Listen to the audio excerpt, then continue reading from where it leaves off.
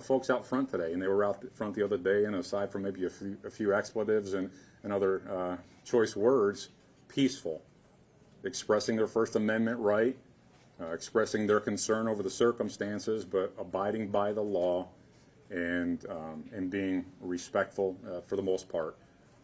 So if you're saying Arizona is a bad place and that we're so terrible because it's taken a week or so to come to the end of an election, I think you better look in the mirror, because Arizona is an exceptional place. Maricopa County is incredible, and the people here have done a phenomenal job. So I get the chance to speak to you, so I'm going to speak from the heart on some things. I think it needs to be heard and needs to be said. There are good people involved in this process, and I'm confident in the outcome. So if you are not, if you have issues, do not confuse your intentions with your actions, meaning you may be well-intended, but if your actions are criminal, that line still stands exactly where it was. It hasn't moved. If you believe there's ways to do it better, then find a process to make that help accomplish that. Do it the right way. But if you do it the wrong way, then there's a lot of deputies out there who've been working hard for the last week. They prefer not to see you cross the line, but if you do, they'll hold you accountable. I really don't have much else to say other than thank you for your patience and the work that you've done in covering this. I know we're coming to a conclusion pretty quickly here. Looking forward to those who have been elected leading the state in the right direction, and hopefully it'll be about collaboration and not division. Any questions? Actually, I hand it to you. Any questions? How do you want to do this, Field? Let's hand it over to All right. Thank you.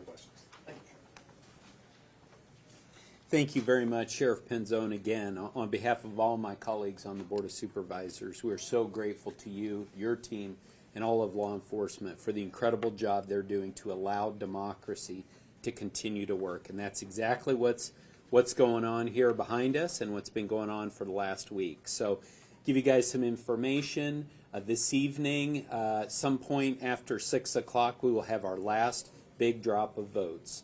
We'll have, we have less than 100,000 left. This will be a big drop of votes. And I want to say something right now, which is what we do here is we count the votes and we report the votes. We don't call races. Those of you in the media call races. We don't do that. We're not going to do that tonight. And the only time you're going to hear from the Board of Supervisors speaking as a group of 5 is right after Thanksgiving. We will hold a vote on a canvass, and we will vote on whether to accept the canvass of the vote in all the races in Maricopa County. But we're not going to call winners or anything like that. Tonight we will have the late earlies from Election Day. We're going to have all those will be reported, with the exception of a few that need to be cured. And let me talk about curing a little bit, because we haven't done that. So we cure, this is when, again, these early ballots come in, and for some reason, all the folks that are doing this hard, tedious, but important work of comparing the signatures on the outside of the ballot envelope to the signatures that we have in the voter registration that the recorder's office has, compare those, and if there's a problem, these don't look like they match, there are questions, then we go about the curing process.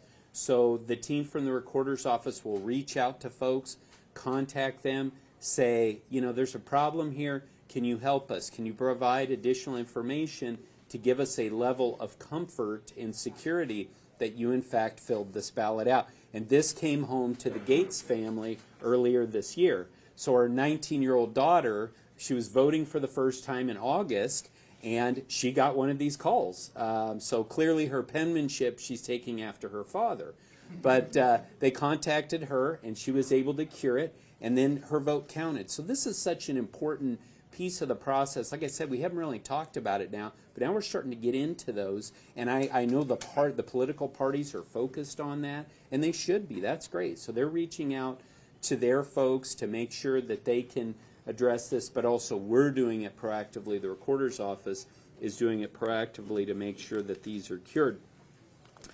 There has been a lot of, some people concerned about whether their ballot has been counted or not, and we would encourage folks here in Maricopa County to go to BeBallotReady.vote, and they can go on there to see if their ballot has been counted. Now, there's been a lot of chatter about people going to that website, and they're looking to see if their vote was counted, and they believe that it's indicating that their vote wasn't counted, but that may not be the case. A lot of these people are voting, they're clicking on voter history, okay? Voter history is what's happened in the past. That's not updated for this year. You need to click on ballot status to find out whether your votes have been counted. So for people who are interested in that. So again, last big drop tonight. So what's going to be left after tonight? A few things. First of all, any additional early ballot envelopes that are cured. So as they get cured, then they're sent over here to be tabulated. Also, any provisional ballots that get cured. And one example, there's a few examples, but one of the examples is the conditional provisional. That's when you go to vote and you go to vote in person and you forgot your driver's license. You're allowed to vote a provisional ballot, and then under Arizona law, you have 5 business days to get your ID in here so that that vote can be counted. Again, we've had a long history here of requiring voter ID, and that continues under Arizona law. The other thing is the folks back here are working on those box 3, continuing to work through the few thousand box 3 ballots that are left. And, we'll have hopefully some of those tonight and then some more in the coming days. And then the final one, and we haven't mentioned this one yet either, is the hand tally of Legislative District 22. So in Legislative District 22, the candidate, the incumbent, announced that he wasn't going to be running after all, too late after we had already printed the ballots. So as a result, that's an all write-in race.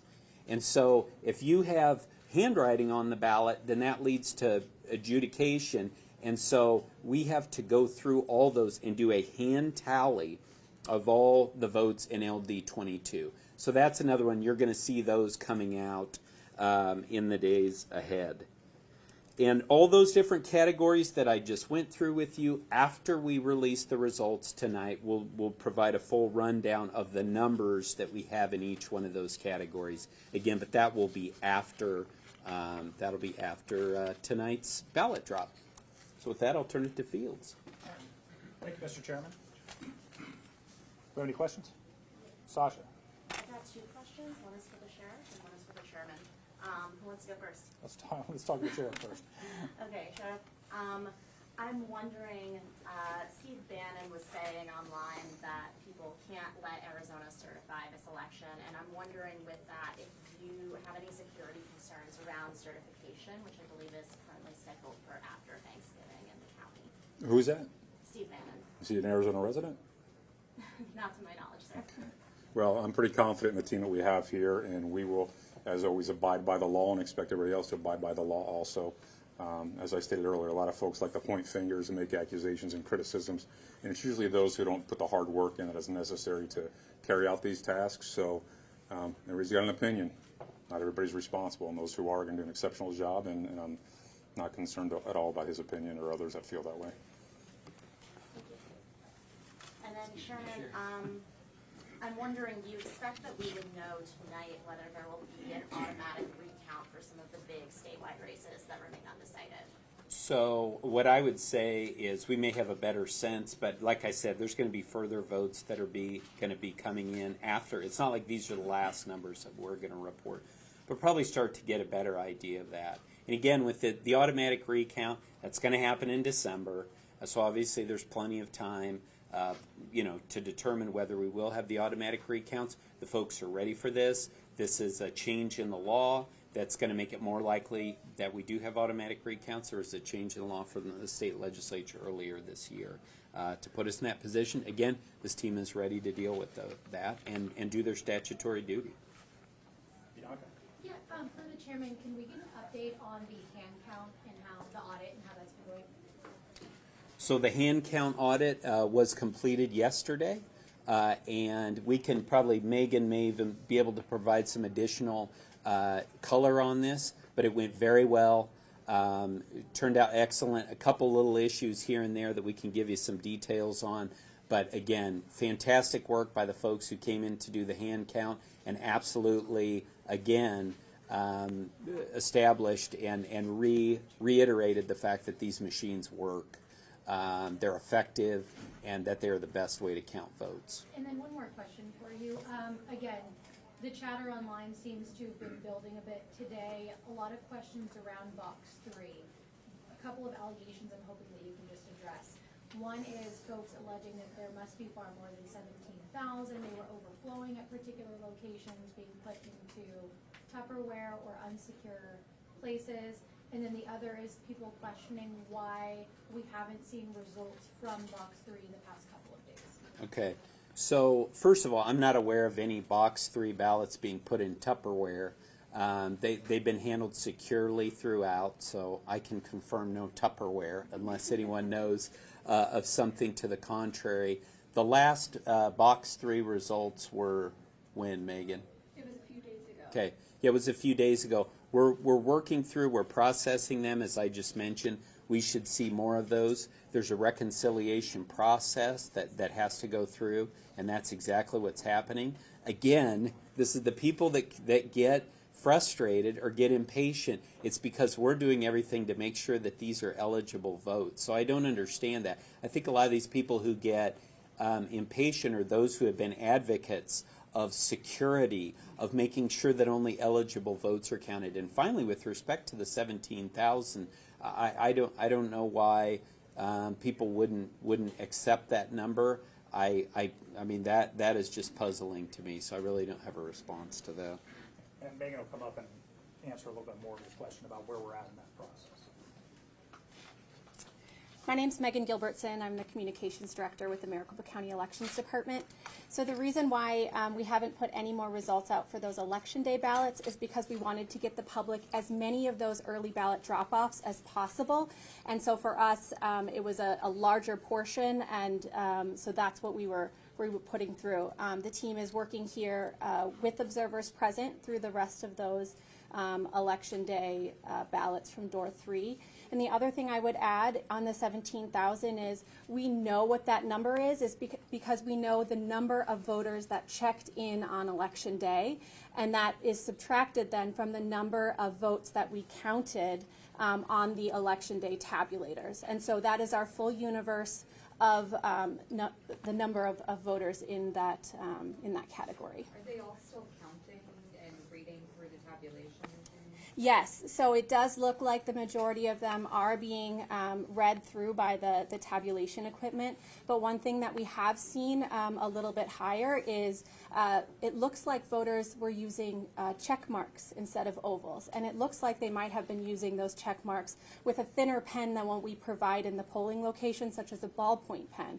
And so because of that, that has to go to our bipartisan adjudication boards because the oval isn't fully filled in. And so in order to mark that as a vote for those candidates, the bipartisan board would agree that yes, that was a check mark, and then award those votes. So that's what we're seeing so far with them. Can I just ask about that? Is that the Election Day one? Is that, I'm going off yesterday's press release, is that the first line 5,000 of the estimated Election Day ballots to be reported? That's the box 13. That's the box 3. Yes, that's the Okay. left to be reported. Mm-hmm. So then, if all of the Election Day, the mail-in return on Election Day are dropped off, then we're talking about about 1,300 left beyond everything else you're reporting today. So we're going to provide a full accounting. Yeah, we're going to provide a full accounting of the number of ballots left tonight after we report results, because that's how we know how many ballots have been counted today. You can see our teams are still working hard to provide the results out tonight. But is it fair to say that if you're reporting all of those mail-ins that were dropped off on Election Day based off the last press release, that's about 73,000? So we're reporting the majority of those mail-ins unless any of them need to be cured. Let's go to Jim. Okay, so still, and maybe this is still for Megan, I don't know, but just to clarify, two related questions on box 3, or the ballots themselves. You talked about the pens, that the ink was too thin or whatever. So there were pens in the actual centers that you wanted voters to use, and was that because some voters brought their own pens? Did you recommend against using their own pens? Well, I think we made it very clear, even a month ago when we started doing press conferences in early October, that we were recommending using fast-drying felt-tip pens on Election Day, and we provided fast-drying felt-tip pens. I mean, Pentel was the brand that we purchased, but those fast-drying felt-tip pens were what we recommended.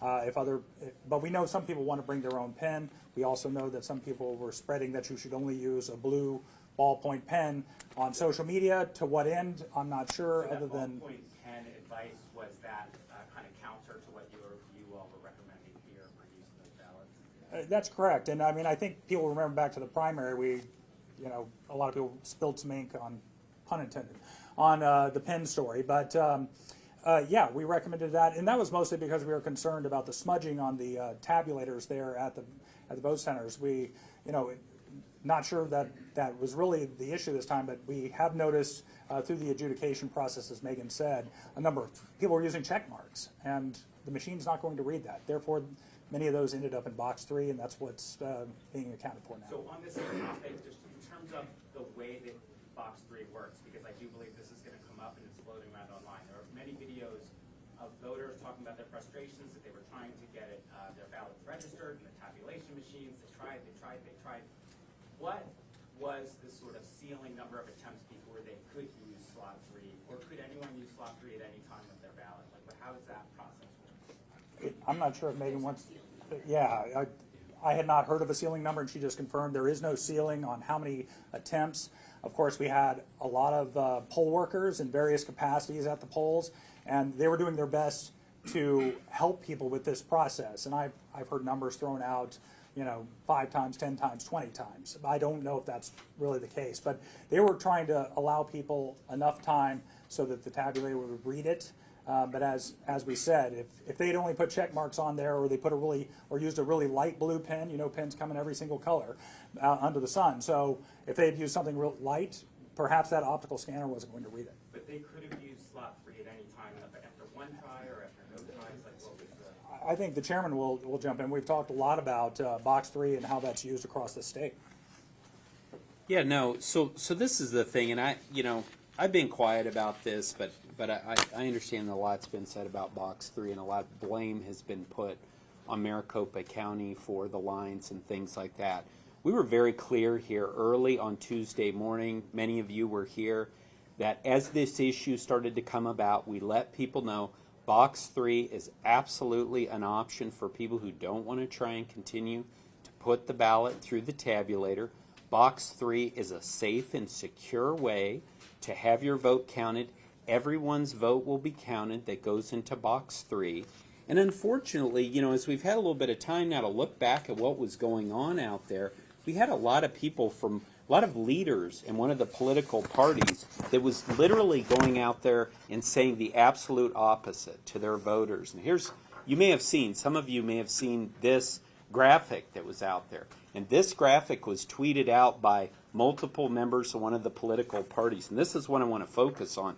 This line, it says, "Do not put your ballot in box 3 or drawer 3. This was literally the opposite of what Recorder Richer and I were telling people. It's the opposite of what our comms team was telling everyone. And so guess what? A lot of people were coming.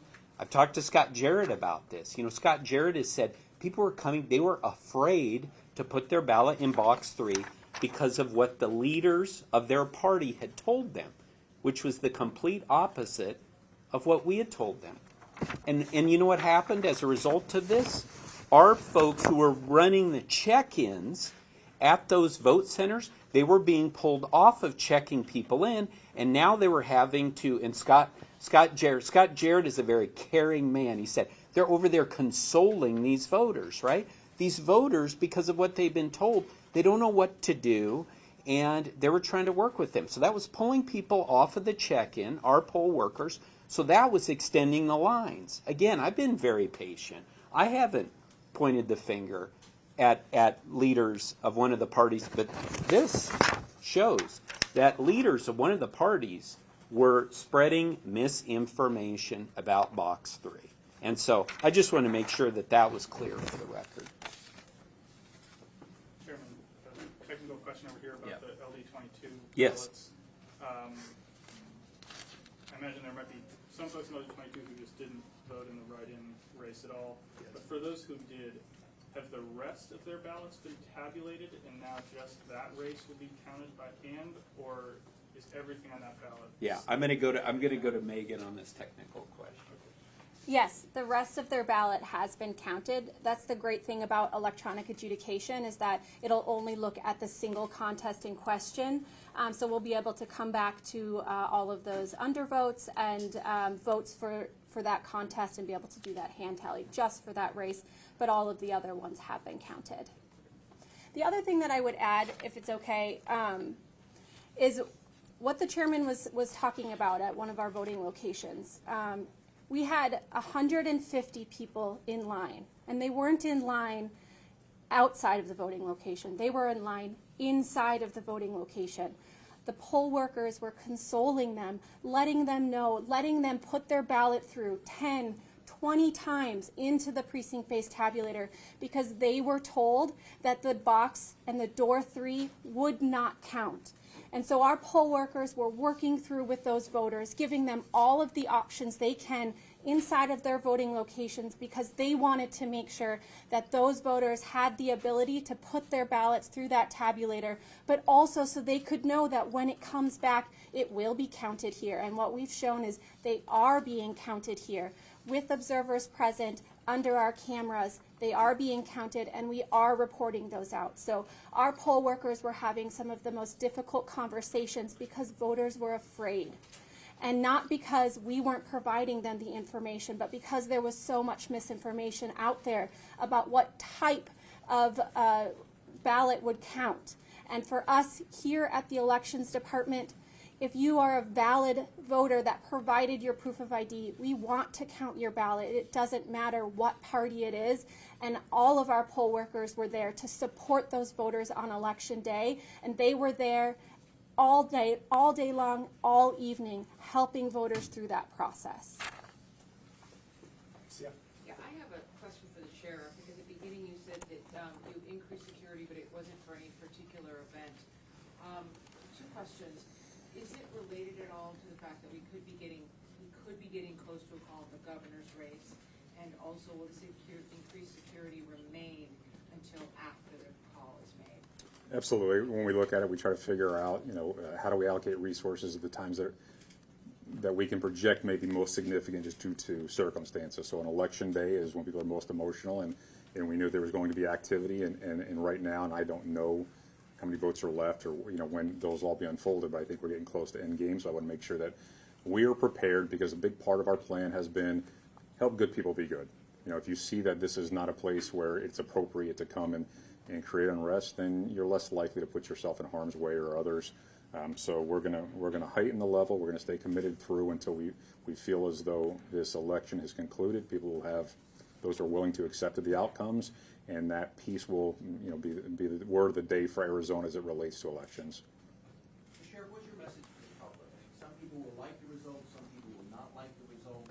What's your message to the public, whether you like them or not, whether you believe in the counting, don't believe in the counting? What are you hoping for once these results come in the next couple of days? I think if you truly believe in our nation and our foundation and our principles, then you recognize that elections, not everybody is a winner, not everybody is happy on that day, but it is a part of who we are, that we respect the opportunities for everyone, that elections are designed so that the majority have to say who's going to be in leadership, and if you're not on the successful end of that conversation, then you work towards the next election if you want to see change. But if you have a different opinion, such as I know the question you asked earlier about someone from outside the state trying to create unrest here, this is Arizona. Okay, this is for Arizona residents. As an Arizona community, we'll pick our leaders, and not everybody may be pleased with it, but we are going to lead by example. So my advice to you is be a better person today than you were yesterday, and work to be even better tomorrow. And if you want to see change in leadership, work within the system to get it done. But if you get outside the lines, then unfortunately you cross some of my folks, and it becomes a different outcome. But I want to ask you to be respectful to the men and women out there wearing the uniforms, and I want to express gratitude to Phoenix PD and Scottsdale and DPS and the others that helped us out. If you don't have love and affection for people in uniform trying to keep you safe, then you don't even know what love and affection is. So be respectful and don't put them in harm's way. Don't put these people in here in harm's way. The outcome will be the outcome, and I'm confident it will be a true outcome. For the sheriff? No. So I apologize if you that one particularly, but if you have them for me, can I just wrap them up and be out, and then the chairman will come up here and knock the rest of them out, but instead of us going back and forth and getting our steps in, anybody else have questions for me? Okay, going once, going twice. Thank you guys so much. Thank you, Sheriff. Supervisor Yes. Gates, I was just going to ask, there's some big voices kind of trying to set up an election integrity line, asking for those who had issues on election day voting, whether they had used Dropbox 3, whether they saw long lines, felt like they were turned away, to call them. Do you think that, or worry that this would in essence set the groundwork for lawsuits? I'm not concerned about that at all, because when I was a Republican lawyer, I did, we set those lines up to get that information in. That's absolutely, any organization's right to do that, whether it's one of the political parties. And again, if there are issues, I said this in the primary, I'll say it again now. If there are concerns, things that people saw that raise concerns for them, let us know. Call us. A lot of these people are my friends. A lot of these people have my cell number. These lawyers, Republican lawyers, call me. And, we'll take a look at that, see what can be done. But no, I have no problem with that at all. And just following up to Bianca's question, I believe it was about, Carrie Lake saying that make sure your votes are counted, or maybe you touched on it at the beginning, excuse me, saying that maybe people were looking at their voter history. For those Yes. who weren't in the voter history section and they feel like their vote was not counted, what would you say to them if they're not seeing it? Yeah, no, we would welcome them to call in to us. Be happy to look into that, research that for them. Again, we're here. We want to make sure that every valid vote is counted, every eligible vote is counted, and we've got we have the Star Center, which you may have heard of, which is a call center to deal with these things. So again, we encourage people to reach out to us on however they want to, phone calls, social media, whatever. We are very much focused on customer service at Maricopa County, and we want to help these folks. A follow-up to Yes. her question, for those who check on the right section for their vote to be counted and it was not counted and they feel like it's not being counted, have you received such a thing, such a complaint? I've heard of that. That's when Not the directly to that I- center. I think so. Yeah, definitely through that center. That's one of the reasons why I addressed it, was that people who are having, they're clicking on the wrong thing. But I don't recall, I haven't had a direct communication with someone like to my cell phone who had that issue. One more question, maybe two? I've heard some language from you today. You talked about misinformation. The Twitter account from the county put out a tweet addressed to disinformation spreaders earlier. I could be wrong, but I sense some stronger criticism coming from you and your colleagues towards these individuals over the course of this week. Can you tell me, is that what you intended, and if so, why? Do I tend to be stronger in my response to disinformation? Well, I think as the days go on here, as we near the end, as things tend to kind of, build up a little bit, as others, folks from, as the sheriff said, folks from outside of the state say that this, vote should not be canvassed, things like that. We want to make sure that there's good information out there, and we want to also, look, this isn't even about 2022. This is about how people view elections in 2024, in 2026, in 2050. We know that we're all here, all of us elected officials, we're here for a very short period of time. And there's a sacred trust that is placed in our hands. And what my colleagues and I are focused on, obviously this election, counting these votes, but we're also thinking about the future and what we can do to rebuild confidence in those who've had their confidence shaken because people who they believe in, leaders in their own party, sadly, have spread misinformation. We got a lot of cameras here. It's an opportunity for us to speak about this misinformation. And then we know that people watch all of your programs and will hopefully think about that. You know what? Maybe I should look into this a little bit more. Maybe I should go on to BeBallotReady.vote. Maybe I should go on to JustTheFacts.vote. The people who've done that, they said, man, I had no idea. I ran into one of my neighbors this morning. I was walking the dogs, and he had a couple questions for me. I answered it. He goes, oh, okay, now that makes sense. Okay, well, I can't, I can't run into everybody when I'm out walking my dogs, but that's kind of the equivalent, right?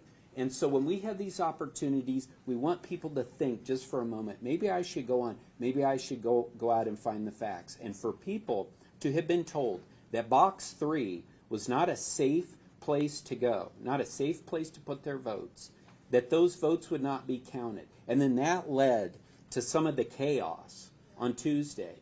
This team, we have accepted our responsibility in this.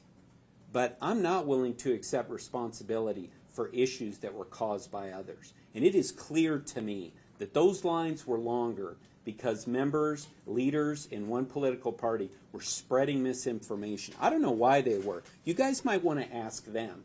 Ask them why they were spreading this information, because they didn't get it from us.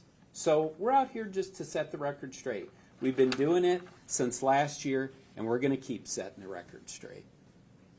One more question? Anybody? All right. Thanks, Mr. Chairman. Thank you. And thank you all for your time this afternoon. Just as a way to wrap up, this is probably, with the amount of votes that are going to be dropped tonight, it's probably our last press conference in this room.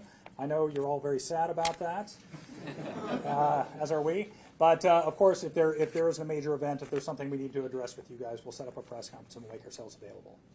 Thank you very much.